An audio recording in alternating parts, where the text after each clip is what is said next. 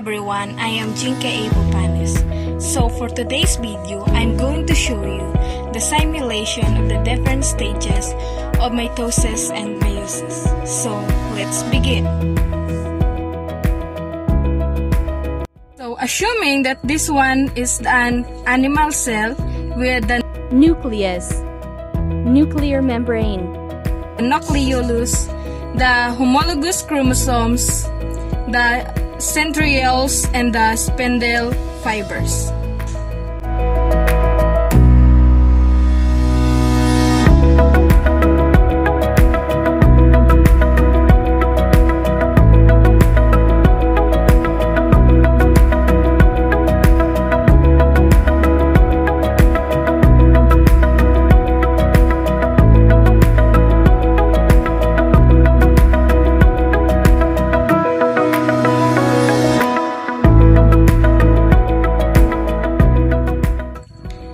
So let's come now to the first stage of mitosis.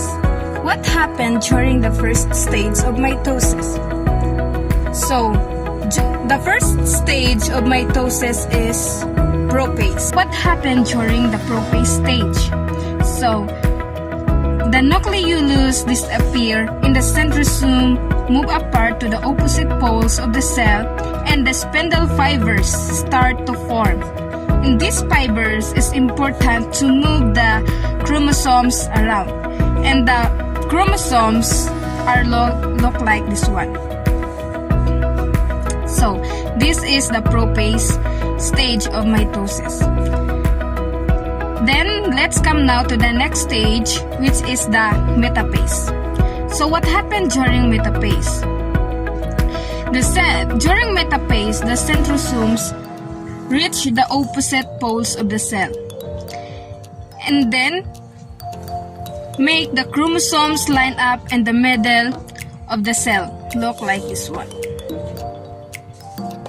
and the fibers come out to the centrioles like this one. So this is the metaphase stage of mitosis. The third stage of mitosis is anaphase. What happened during anaphase?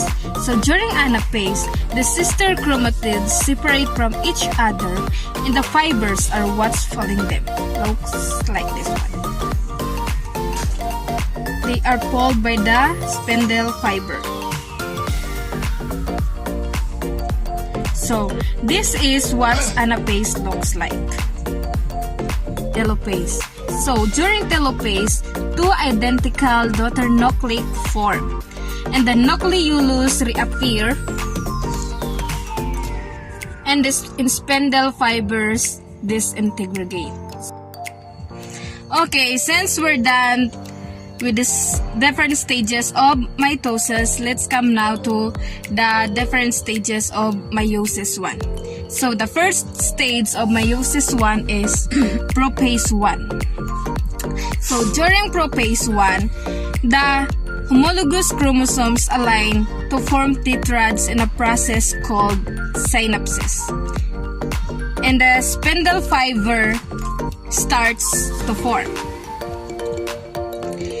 And during prophase 1, the crossing over occur in the exchange of DNA. They cross over,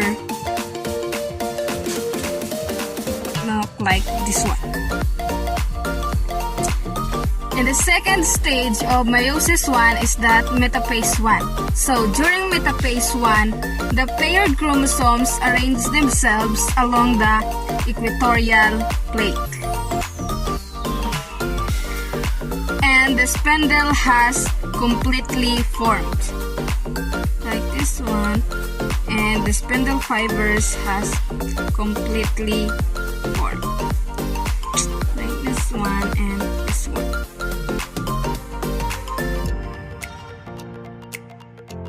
So this is the second stage of meiosis 1, which is the metaphase 1. So during anaphase 1, the homologous chromosomes separate from each other completely and start their movement toward the poles of the cell as they are pulled by the spindle fibers. Look like this one. So the chromosomes are pulled by the spindle fibers. So this is the anaphase 1.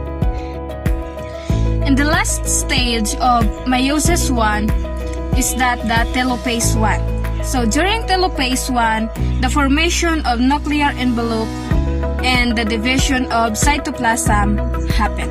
So this is the telophase 1 of meiosis 1 likes. So the first stage of meiosis 2 is that the prophase 2. So during prophase 2, the chromosomes with 2 chromatids become visible as they condense. Look like this one. And the spindle is forming. Look like this one, and the spindle fibers starts to form. Okay, this is what prophase 2 looks like. And then the second stage of meiosis 2 is that the metaphase 2. So during metaphase 2, the sister chromatids align on equator. Like this one, and the spindle is fully formed. Like this one.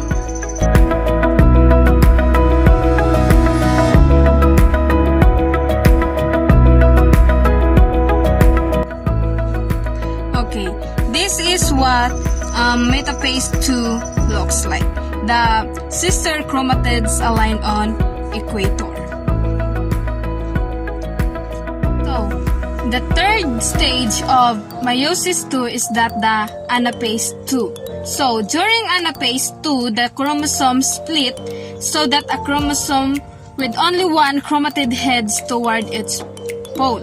So, the chromosomes split, the spindle are what's pulling them.